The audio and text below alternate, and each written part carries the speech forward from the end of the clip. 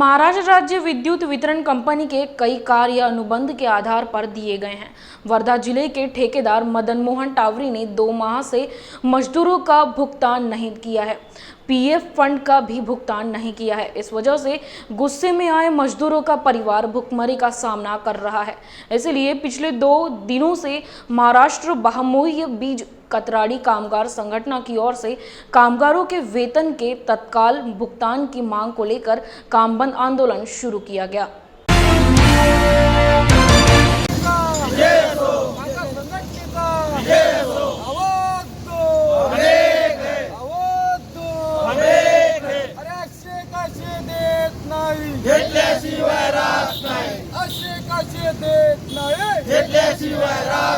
Wardha circle मधनं महावितरणाचे जेवढे काही बाह्य स्रोत कर्मचारी आहे त्यांनी काम बंदाचं आंदोलन स्वीकारलं आहे। कारण मदन मोहन टावरी जे कंत्राटदार आहे त्यांनी जवळपास 400 लाईनमन आणि जवळपास 60 ते 70 यंत्रचालक यांचे अजूनही 3 ते 4 महिन्याचे पगार वेतन दिलेले नाही आहे। त्याच्यामुळे सर्व बाह्यस्रोत कामगार या कंडिशनमध्ये आहे की पैसा असल्याशिवाय कोणीही कामावर जाऊ शकत नाही। आजच्या कंडिशनमध्ये 110 रुपये लिटर पेट्रोल आहे।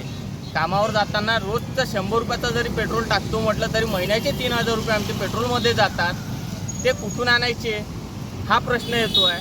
मदन मोहन टावरी यांना फोन लावले असतात ते फोन रिसीव करत नाही किंवा कोणत्याही प्रकारचा प्रतिसाद देत नाही। त्यामुळे पोरांचा रोष एकदम वाढलेला आहे। त्यामुळे हे काम बंद आंदोलनाची संघटनेने लावली आहे आणि प्रशासनाला शांतपणे हा आंदोलन चालू आहे। तरी इस साल नरवीर तानाजी मालसुरे की 352वीं पुण्यतिथि शुक्रवार को मनाई गई। 25 फरवरी को ऐतिहासिक और शौर्य दिन के यादगार कार्यक्रम का आयोजन किया गया था। इस वर्ष के सूबेदार नरवीर तानाजी मालसुरे शौर्य सेवा पुरस्कार 2022 पद्मश्री से डॉक्टर हिम्मतराव बावस्कर को सम्मानित किया गया। इस समय पुण्यतिथि समारोह में चित्ररथ का विशेष आकर्षण देखने को मिला। कार्यक्रम का आयोजन रायगढ़ जिला परिषद पंचायत समिति पोलादपुर नरवीर तानाजी मालसुरे उत्सव समिति चैरिटेबल ट्रस्ट उमररठ द्वारा सफलतापूर्वक किया गया।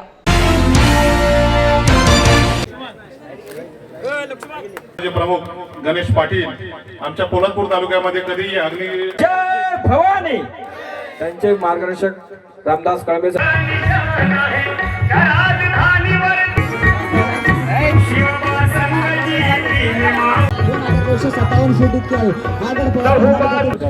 नरवीर तानाजी मालुसरे त्याचबरोबर शेलार मामा सूर्याजी मालुसरे यांचा 352वा शौर्य दिन या ठिकाणी साजरा होत असताना आम्ही सर्वच रायगडवासी त्याचबरोबर पोलादपूरवासी या ठिकाणी अतिशय उत्साहाने हा दिवस साजरा करतो।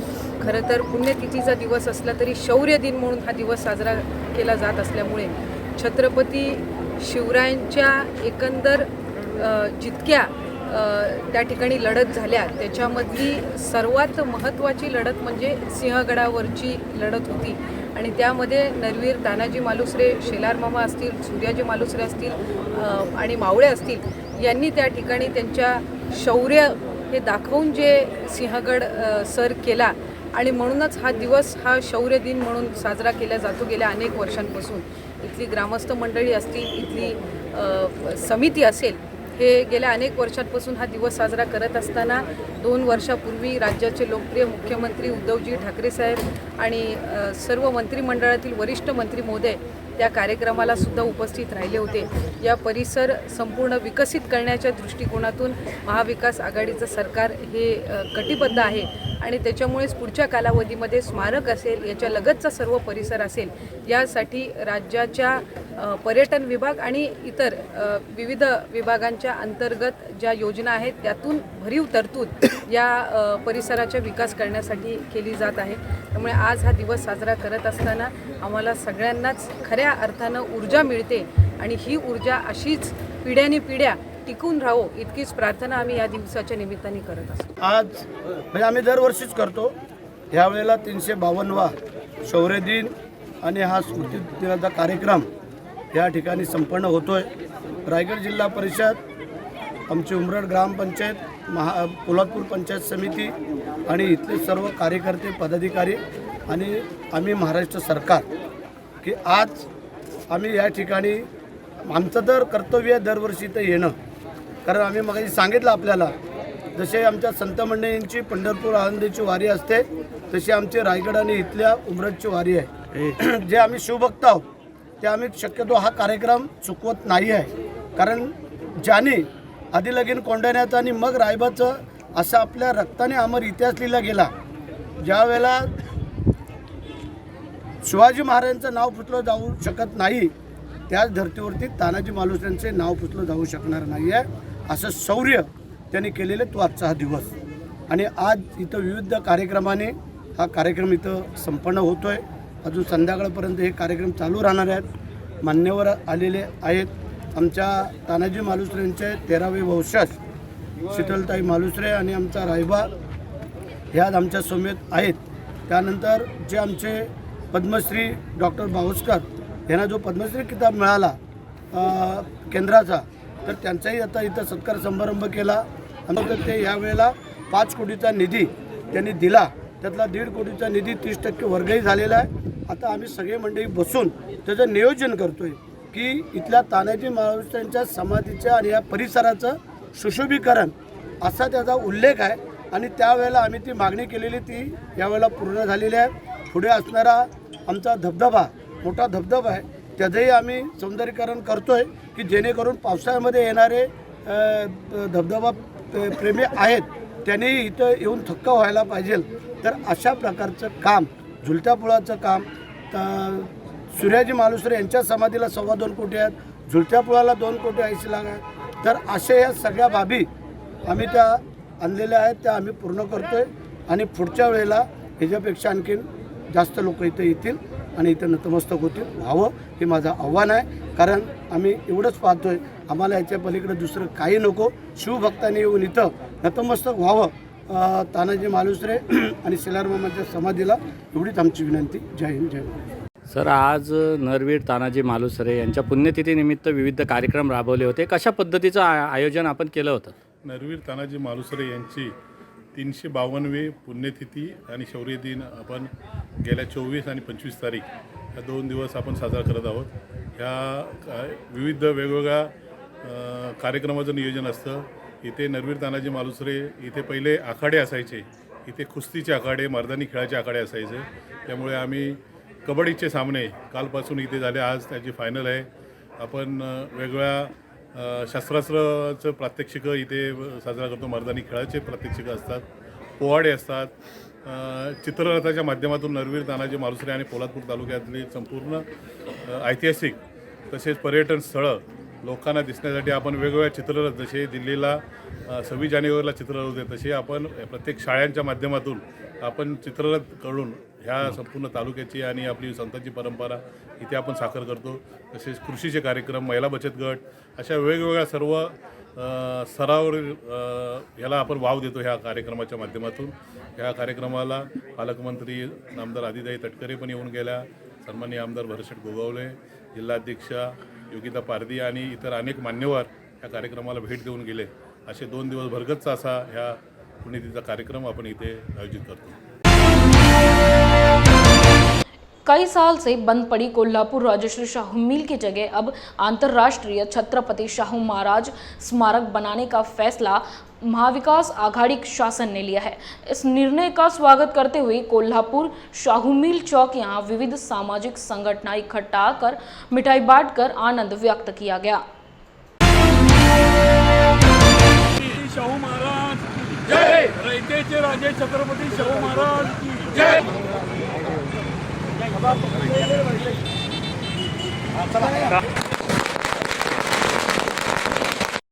2002 पासून शाहू मिलची जागा बंद अवस्थेत असल्यामुळं या ठिकाणी कोणतेही रोजगाराचं आणि कसलंच साधन उपलब्ध नाही.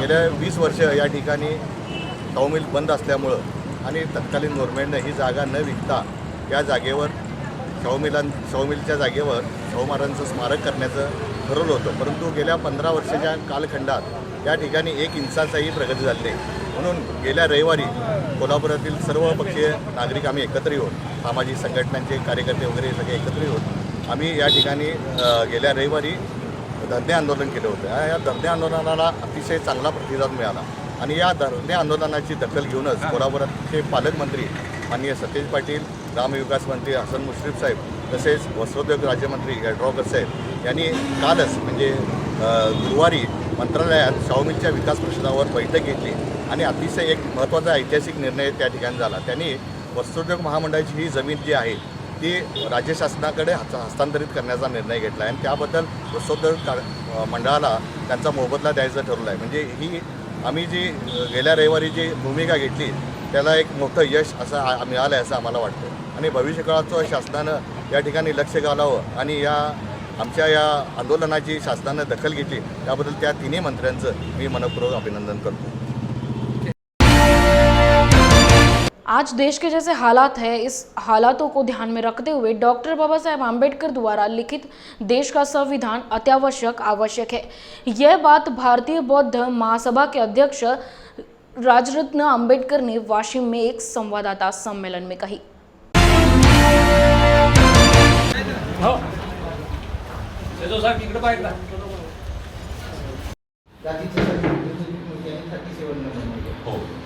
काल परवा गुजरातचा एक आईपीएस तो या जैसे देश के हालात है, जैसे हम देख रहे हैं कि बीजेपी पूरे देश भर में हावी हो चुकी है।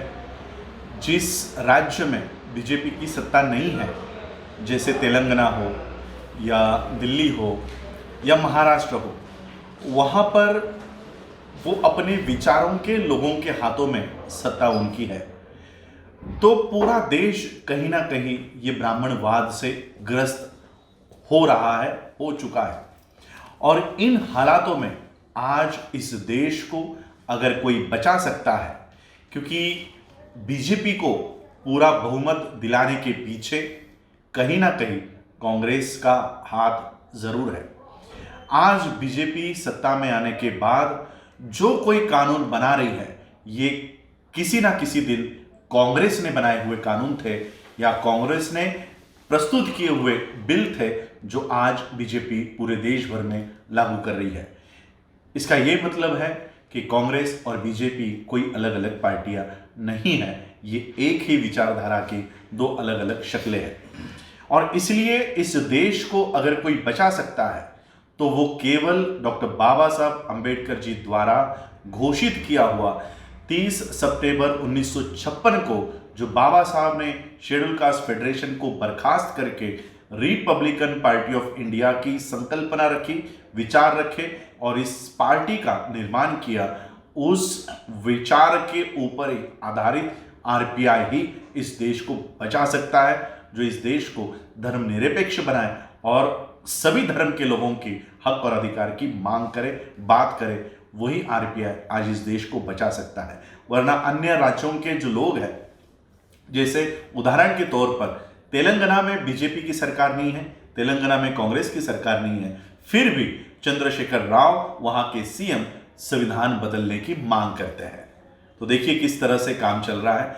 और दूसरा उदाहरण देना चाहता हूं, दिल्ली के सीएम, वहां पर ना कांग्रेस की सरकार है ना बीजेपी की सरकार है। अरविंद केजरीवाल, जो सभी लोग उनको चाहते हैं, वो अरविंद केजरीवाल कहते हैं कि धर्मांतर पर बंदी होनी चाहिए।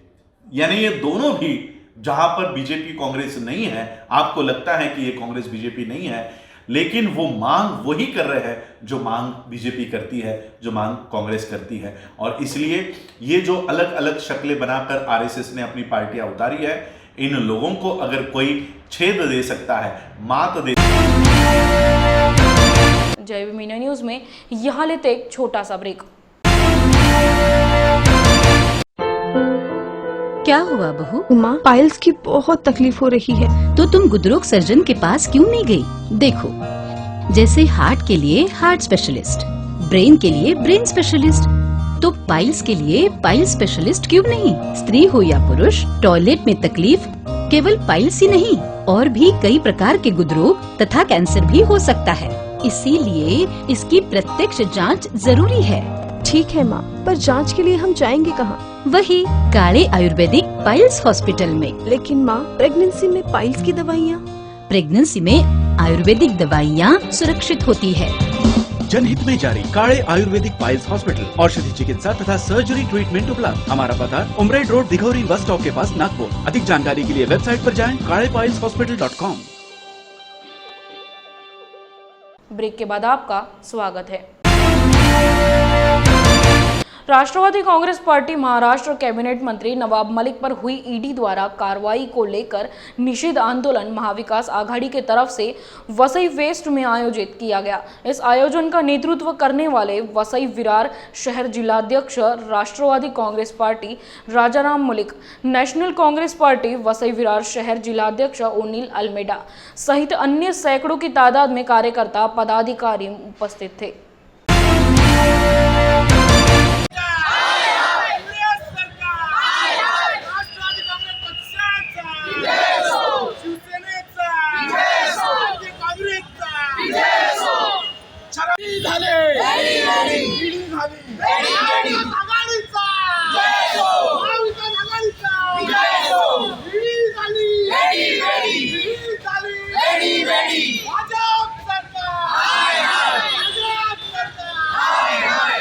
आपल्याला माहीत आहे की काल आपले महाविकास आघाडीचे नेते नवाब मलिक साहेब यांच्यावरती ईडीने कारवाई केलेली आहे। जेव्हापासून या महाराष्ट्रामध्ये महाविकास आघाडीचं सरकार आलेलं आहे तेव्हापासून भाजपने ही कूटनीती चालू केलेली आहे। ज्या ज्या राज्यामध्ये भाजपचं सरकार नाही तिथे ह्या ज्या एजन्सी आहेत त्या एजन्सीना तिथल्या मंत्र्यांना त्या राज्यातल्या खासदारांना आमदारांना त्रास देण्याचं काम चालू आहे। आज आपल्याला माहिती असेल की आपले बेस्ट समितीचे अध्यक्ष जाधव साहेब यांच्यावरही आज ईडीने छापा टाकलेला आहे। तर हे जे सगळं यांचं चाललेलं आहे राजकारण, याचा जबाब येणाऱ्या 2024ला ह्या देशाची जनता दिल्याशिवाय राहणार नाही। आणि ह्या वसई तालुक्यामध्ये शिवसेना, राष्ट्रवादी काँग्रेस हे सर्व आम्ही एकत्र आहोत आणि याच धर्तीवरती आज सगळ्या महाराष्ट्रावर आज आंदोलन होत आहे।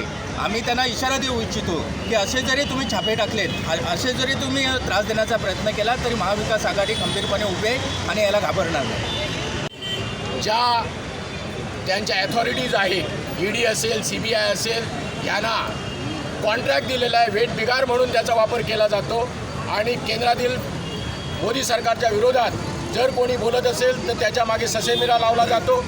आपल्या सर्वांना माहिती आहे की आमचे आदरणीय नेते अल्पसंख्याक मंत्री माननीय नवाबभाई मलिक साहेबांनी त्यांना समोर जाऊन विरोध केलेला आहे। त्या विरोधाच्यामुळे ते एवढे उघडे झाले की तोंडावर पडलेले आहेत आणि त्याच्यातून वाचण्यासाठी हा ससेमिरा त्यांच्या पाठीमागे लावलेला आहे आणि हे कांड ह्या सरकारने ईडीच्या माध्यमातून केलेला आहे। त्यांच्यावर हा अन्याय झालेला आहे, अत्याचार झालेला आहे, हा लोकशाहीचा गळा घोटण्याचा प्रकार आहे। महाविकास आघाडी संपूर्णपणे नवाबभाईंच्या बरोबर आहे। नमस्कार, मी ओनिल अल्मेडा, जिल्हाध्यक्ष वसई विरार जिल्हा काँग्रेस। आज महाविकास आघाडीतर्फे नवाब मलिकवर जी ॲक्शन झालेली आहे त्यांच्या विरोधात प्रदर्शन करण्यासाठी आम्ही सर्व एकत्रित जमलेलो आहोत। 2019ला ज्या वेळेला महाविकास आघाडीची स्थापना झाली आणि महाराष्ट्रामध्ये सरकार स्थापन झालं तेव्हापासून BJPवाले बेचैन आहेत आणि त्यांच्या केंद्रीय एजन्सीचा वापर विविध महाविकास आघाडी तोडण्यासाठी करत आहेत। वसईमध्ये ह्याचप्रमाणे जे काही प्रकार झाले येणाऱ्या काळात महाविकास आघाडी त्याला सामोरी जाणार आहे आणि केवळ आपल्याला सर्वांना माहिती आहे की गुजरातमध्ये टनावारी अफू गांजा पकडला गेला, त्याच्यावर ॲक्शन न घेता काही ग्रॅममध्ये जे गांजा जो मिळाला किंवा ज्यांच्यावर आर्यन यांच्यावर जी आरोप झाले त्या आरोपाला नवाब साहेबांनी पाठिंबा दिल्यामुळे केवळ ईडीची त्यांच्याबरोबर कारवाई होते असं दिसते आणि त्यांच्यामध्ये दुसरा डाव असा पण दिसतो की महाविकास आघाडी एकत्र अजून येताना दिसत आहेत, त्यांचा फोड कशी करता येईल, त्यांच्यामध्ये दुफळी कशी माजवता येईल हा देखील उद्देश BJP सरकारचा आहे। केंद्रीय एजन्सी चांगल्या कामासाठी वापरण्याऐवजी विरोधकावर अटॅक करण्यासाठी वापरले जातात आणि महाविकास आघाडी तोडण्यासाठी वापरले जातात। एवढंच ह्या निमित्ताने आम्ही संदेश देऊ इच्छितो आणि सर्वसामान्य लोक याविषयी केंद्रीय सरकारविषयी त्यांची जी भावना आहे ती उत्तर प्रदेशमध्ये लोकांनी दाखवायला सुरुवात केलेली आहे आणि BJPला तो सिग्नल देखील मिळालेला आहे। त्यामुळे इकडे महाविकास आघाडीच्या विरोधात महाराष्ट्रातील भाजप सरकार किंवा भाजपचे नेते हे बेचैन झालेले आहेत आणि तेच ईडीच्या कारवाईवरून दिसत। कोल्हापुर सावित्रीबाई फुले हॉस्पिटल प्रशासन की लापरवाही से मरीजों को गंभीर रूप से सामना करना पड़ रहा है। इस बात पर आम आदमी पार्टी की ओर से पश्चिम महाराष्ट्र के जिलाध्यक्ष संदीप देसाई के नेतृत्व में हॉस्पिटल के सामने व्हीलचेयर में बैठकर आंदोलन किया गया। अगर कारोबार नहीं सुधारा गया तो हॉस्पिटल में ताला लगाने की चेतावनी भी दी गई है।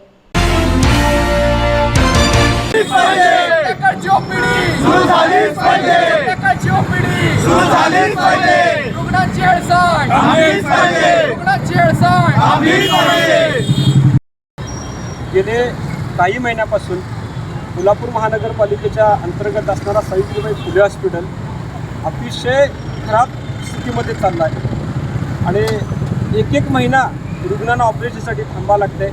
परिस्थिती अशी आहे की एखादा पेशंट इथं आला तर त्याला सांगितलं जातं आहे आमच्या इथे उपचार होत नाही, तू प्रायव्हेटमध्ये जा।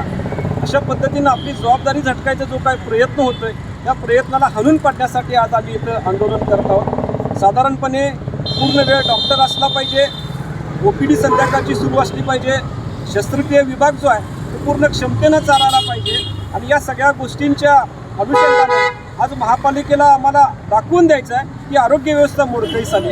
याचं प्रतिकात्मक आंदोलन म्हणून आम्ही महानगरपालिकेची आरोग्य व्यवस्था व्हीलचेअरवर कशा पद्धतीचं आहे याचं एक प्रतिकात्मक आंदोलन घेतलं। या आंदोलनाच्या माध्यमातून मला महापालिकेला इशारा द्यायचा आहे, येणाऱ्या 2 ते 3 दिवसामध्ये ही व्यवस्था पूर्ववत जर काम करायला तुम्ही सक्षम झाला नाही, तुम्ही तयार झाला नाही तर आम्ही महानगरपालिकेच्या आरोग्य विभागाला टाळं ठोकू असा इशारा देतो आणि हा इशारा महापालिका गांभीर्यानं घेईल अशी आशा करतो। जय हिंद। महाविकास आघाड़ी में राकांपा के वरिष्ठ नेता कैबिनेट मंत्री नवाब मलिक को ईडी द्वारा गिरफ्तार किया गया। पूरे महाराष्ट्र में राष्ट्रवादी कांग्रेस, शिवसेना और कांग्रेस आज सड़कों पर उतरकर केंद्र के बीजेपी सरकार के खिलाफ विरोध प्रदर्शन कर और ईडी का डर दिखाकर बीजेपी के नेता महाराष्ट्र सरकार को उखाड़ फेंकने की कोशिश कर रही है। महाविकास आघाड़ी की ओर से वर्धा जिलाधिकारी कार्यालय के सामने जोरदार प्रदर्शन किया गया। इसमें बड़ी संख्या में तीनों पार्टियों के नेता और कार्यकर्ता शामिल हुए थे। नवाब मलिक साहब तुम आगे बढ़ो, बीजेपी भगाओ, अरे नहीं चलेंगी, नहीं चलेंगी, अरे नहीं चलेंगी, नहीं चलेंगी, बीजेपी हटाओ, बीजेपी भगाओ। विकास आघाडीतर्फे आम्ही हे सर्व धरणे आंदोलन नवाब मलिक साहेबांच्या समर्थनार्थ करत आहे। ईडीची ही कारवाई आपल्या ह्या लोकशाहीमध्ये ज्या पद्धतीने त्यांनी कारवाई केली आहे, एका मंत्र्याला, एका अल्पसंख्याक खात्याच्या मंत्र्याला, जो मंत्री उघडपणे ईडीवर दोषारोपण करत होता, ईडीच्या अधिकाऱ्यांचे त्यांनी पूर्ण पुराव्यानिशी सर्व त्यांनी केलेले जे काही दोष आहे ते प्रसिद्धी माध्यमांना दिले। त्याचा बदला घेण्यासाठी, त्या सर्व गोष्टीसाठी आणि राष्ट्रवादी काँग्रेस म्हणा किंवा महाविकास आघाडीला महाराष्ट्रातून म्हणजे दाबण्यासाठी की हे सरकार पडलं पाहिजे, ह्या दृष्टिकोनातून त्यांचे सर्व प्रयत्न केंद्रातून हे त्यांच्या ज्या काही सरकारी यंत्रणा आहे त्याच्यामार्फत ते करत आहे। हा लोकशाहीला काळीमा फासणारा प्रकार आहे आणि असा प्रकार कधी एवढे वर्ष काँग्रेसने राज्य केलं, परंतु काँग्रेसने कधी अशा प्रकारचं द्वेषाचं राजकारण, कुरघोडीचं राजकारण कधी केलेलं नाही। जे राजकारण आजपर्यंत काँग्रेसने कधी केलं नाही, इतके वर्ष सत्तेत काँग्रेस असून सुद्धा, परंतु भारतीय जनता पक्षाकडून सतत अशा प्रकारचं हे जे खालच्या पातळीवरचं राजकारण सुरू आहे त्याचा निषेध करण्यासाठी आम्ही सगळी मंडळी या ठिकाणी एकत्रित आलो।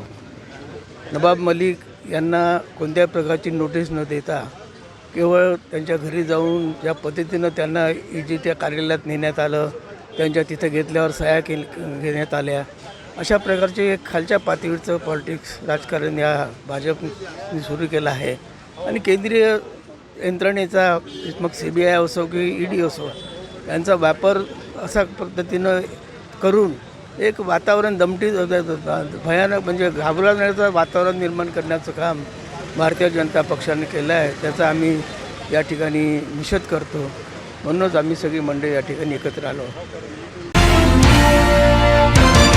आज के लिए बस इतना ही। आप देखते रहिए जय भीम इंडिया न्यूज़।